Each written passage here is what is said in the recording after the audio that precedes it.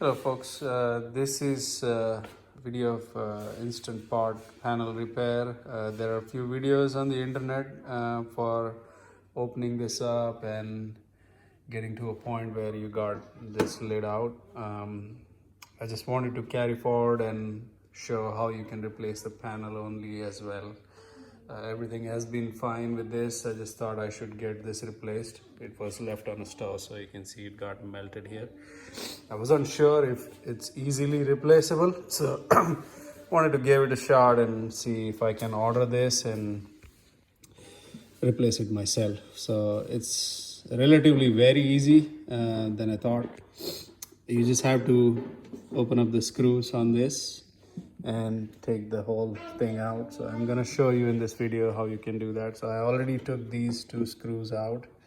Those are the two, and you then just slightly, it's a little snug, but you can see you can open it easily, pop it out. It's a little stuck in here. There you go. So you can pop it out and it'll just come right out like that. That's it. So that's the bad one.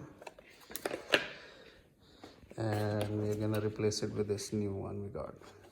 So you can see it has those two holes, top and bottom. Right there. So just put it in and then button it back up.